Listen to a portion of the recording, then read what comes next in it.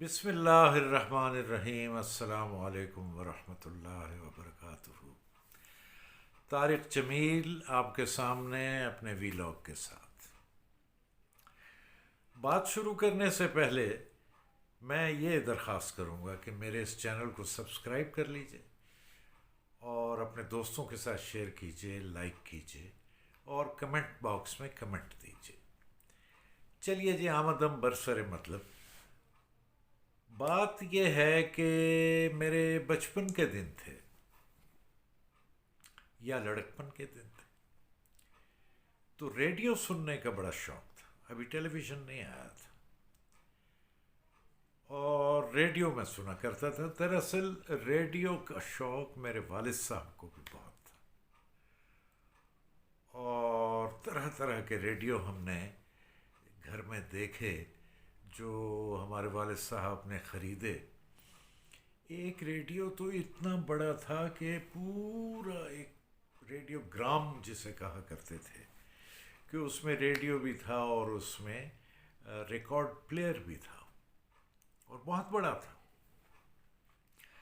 اسی طرح کے چھوٹے چھوٹے اور بھی، لیکن بعد میں اپنا بتاتا ہوں کہ ہاں، بہت بچپن میں صبح 7 بجے ریڈیو سیلون ہمارے والد صاحب لگایا کرتے تھے۔ ریڈیو پاکستان کی یعنی تلاوت اور نعت شریف کے بعد پھر ریڈیو سیلون ٹیون کرتے تھے اور وہاں امین سہانی کا، لائٹ گئی ہوئی تھی، لائٹ آ گئی ہے، تو امین سہانی کا پروگرام ہوا کرتا تھا اور اس میں آخر میں ایک گانا جو ہے سہگل کا لگا کرتا تھا۔ بہت بچپن کی بات ہے، 50s کی غالباً بات میں یہ کر رہا تھا کہ نوشہرہ میں جب ہم لاہور سے نوشہرہ کچھ عرصے کے لیے چلے گئے، میں اسکول میں بھی داخل ہو گیا، وہ گھر میں ایک ریڈیو تھا، ٹرانسسٹر تھا غالباً، اس پر ایک پروگرام ایسا آیا کرتا تھا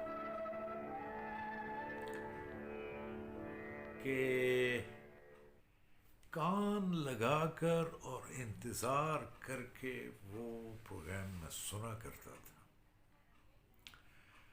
ریڈیو پاکستان کراچی کا وہ پروگرام تھا، اس پروگرام کا نام تھا روشنی۔ یہ ریڈیو پاکستان کراچی ہے، پروگرام سنیے روشنی۔ مقرر ہیں حضرت شاہ بلیغ الدین۔ میں کیا بتاؤں، ایک ایسی میٹھی آواز ایک عالم دین کی، ایک صاحب علم کی، ان کا نام تھا شاہ بلیغ الدین۔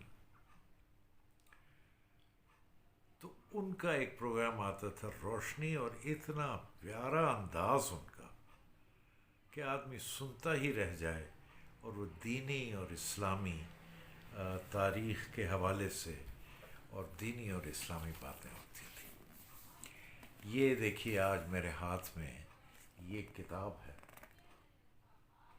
حضرت شاہ بلیغ الدین، اور اس کتاب کا نام بھی روشنی۔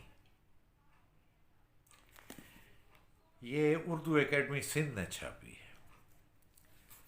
حضرت شاہ بلیغ الدین خطیب العصر کا ان کو خطاب ملا۔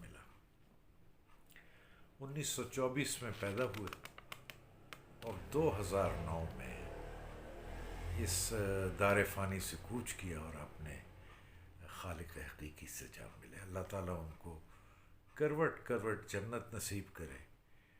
کیا خوبصورت اور پیارے انسان تھے، اور کیا آواز تھی، اور کیا طرز بیان تھا، میں آپ کو بیان نہیں کر سکتا۔ جن لوگوں نے شاہ صاحب کی تقاریر سن رکھی ہیں وہ اچھی طرح جانتے ہیں کہ کیا دل آویز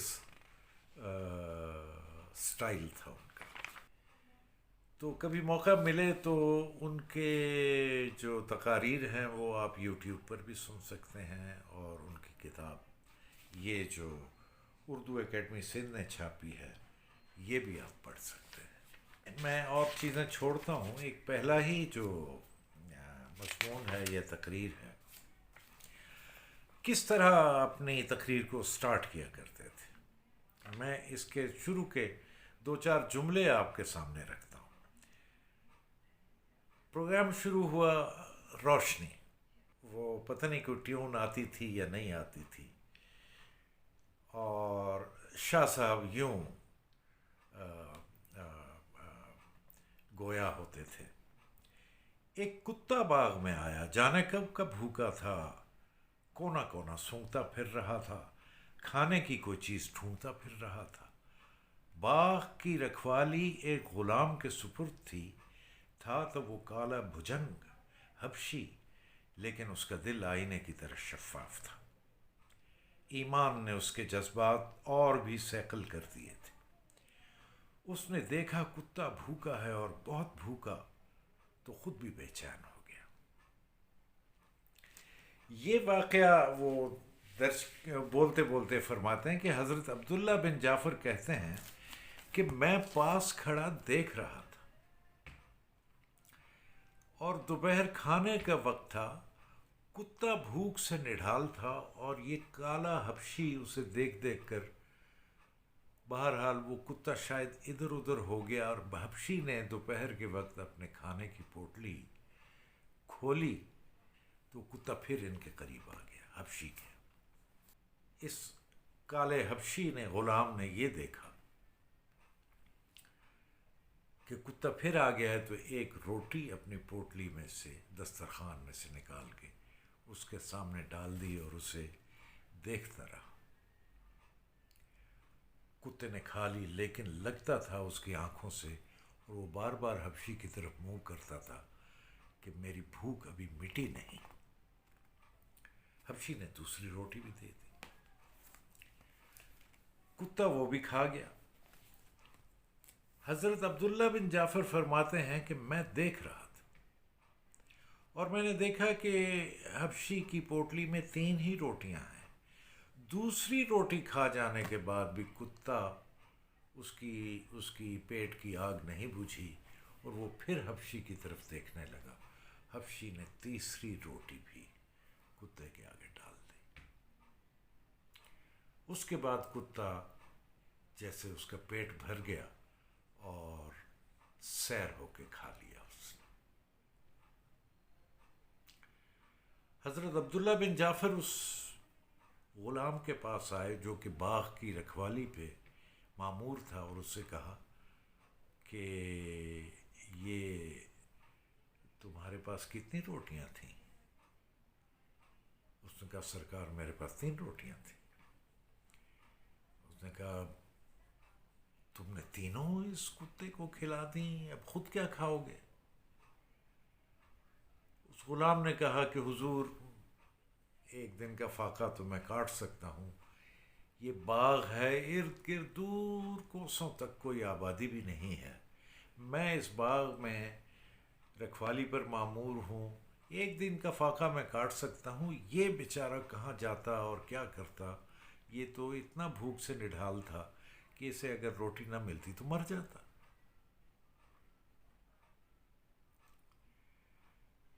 حضرت عبداللہ بن جعفر بہت متاثر ہوئے. خیر وہاں سے چلے گئے. بستی میں جا کر پتہ کیا کہ فلاں جو باغ ہے وہ کس کا ہے. لوگوں نے بتایا کہ وہ فلاں ایک صاحب ہیں، ان کا باغ ہے، اور ان کے تو کئی باغ ہیں. تو حضرت عبداللہ بن جعفر وہاں پہنچے، اس باغ کے مالک سے ملے اور اسے اپنے آنے کا مقصد بتایا، یہ کہ آپ کا وہ باغ ہے مجھے بہت پسند آیا ہے، اور میں اسے خریدنا چاہتا ہوں، اور میں خریدنا چاہتا ہوں اس قیمت پر کہ جو آپ فرمائیں. لہٰذا یوں سمجھ لیں کہ میں نے لازمی خریدنا ہے. اب آپ انکار نہ کیجیے گا. باغ کے مالک نے دیکھا کہ میرے تو بہت سارے باغ ہیں، اور یہ ایک جو تشریف لائے ہیں مہمان بھلے آدمی لگتے ہیں. انہوں نے کہا ٹھیک ہے میں آپ کے ہاتھ بھیج دیتا ہوں. حضرت عبداللہ بن جعفر نے فرمایا کہ اس میں ایک آپ کا غلام بھی ہے. وہ بھی مجھے بیچ دیں۔ اس نے کہا ٹھیک ہے، وہ تو اسی باغ میں ہے۔ خیر یہ وہاں ادائیگی کر کے اور جو بھی لکھنا پڑھنا تھا واپس باغ میں تشریف لائے، اور غلام نے دیکھا کہ وہ صاحب پھر آئے ہیں بزرگ، تو وہ آگے بڑھا اور چٹائی یا چارپائی پیش کی، تو حضرت عبداللہ بن جعفر نے کہا کہ سنو، یہ باغ میں نے خرید لیا۔ اس نے کہا جی اچھا، اللہ تعالیٰ آپ کو بہت بہت مبارک کرے اور اس کا پھل آپ کے لیے باعث برکت ہو، یہ تو بڑی اچھی بات ہے۔ تو ساتھ ہی فرمایا کہ وہ پھر اس نے اپنا چادر سے کندھے پہ ڈالی اور چلنے لگے۔ نہیں رکو، میں نے تمہیں بھی خرید لیا۔ تو کہا اچھا جی، یہ تو بہت اچھا کیا آپ نے اور بڑی مہربانی آپ کی، اب میں آپ کا غلام ہوں دل و جان سے، آپ جو حکم فرمائیں گے میں ویسا کروں گا۔ حضرت عبداللہ بن جعفر نے کہا کہ باغ میں نے خرید لیا ہے، تمہیں بھی خرید لیا، اور اب میں تمہیں آزاد کرتا ہوں۔ انہوں نے کہا جی بہت بہت شکریہ، آپ نے مجھے خرید بھی لیا اور آزاد بھی کر دیا، اب میں اجازت چاہتا ہوں، میں چلتا ہوں۔ انہوں نے کہا نہیں رکو، آگے کی بات تو سنو۔ آگے بیان کرتے ہوئے حضرت عبداللہ نے کہا تو نے میری بات پوری تو سنی ہی نہیں۔ حبشی غلام نے عرض کیا فرمائیے میرے آقا، میں گوش بر آواز ہوں۔ حضرت عبداللہ نے فرمایا عزیز من، یہ باغ میں نے تجھے بخش دیا۔ سورہ انفال میں ارشاد ربانی ہے وَمَا تُنْفِقُوا مِنْ شَيْءٍ فِي سَبِيلِ اللَّهِ يُوَفَّ إِلَيْكُمْ وَأَنْتُمْ لَا تُظْلَمُونَ۔ مطلب ہے کہ اللہ کی راہ میں ایک تنکا بھی دو گے تو اللہ تمہیں اس کا بدلہ دے گا، اور پورا پورا بدلہ دے گا، اور اس بات میں ذرا کمی نہ ہوگی۔ غلام کا ایثار حضرت عبداللہ کے دل پر نقش ہو گیا تھا۔ قدرت کے اسباب نرالے ہوتے ہیں، اللہ نے اپنا وعدہ کہ بانٹو گے تو واپس ملے گا اور بہت ملے گا، اور یوں پورا کیا کہ 3 روٹیوں کے عوض غلام کو ایک باغ مل گیا، مگر غلام بھی اللہ والا تھا۔ اس نے عرض کیا کہ حضور آپ کی عنایت کا شکریہ ادا کرنا میرا اخلاقی فرض ہے۔ یہ باغ جو آپ نے مجھے دیا ہے، میں آپ کی خدمت میں واپس نظر گزارتا ہوں اور آپ کی اجازت سے رخصت ہوتا ہوں۔ حضرت عبداللہ نے پوچھا کیوں؟ جواب ملا میرے عمل سے آپ کے دل میں میرے لیے بڑی عزت پیدا ہو گئی ہے، یہ بات کہیں مجھ میں غرور نہ پیدا کر دے۔ اب میرا یہاں رہنا مناسب نہیں، آپ نے مجھے آزاد کیا ہے تو میں یہاں سے چلا۔ اللہ تعالیٰ آپ کو خوش رکھے۔ فی امان اللہ۔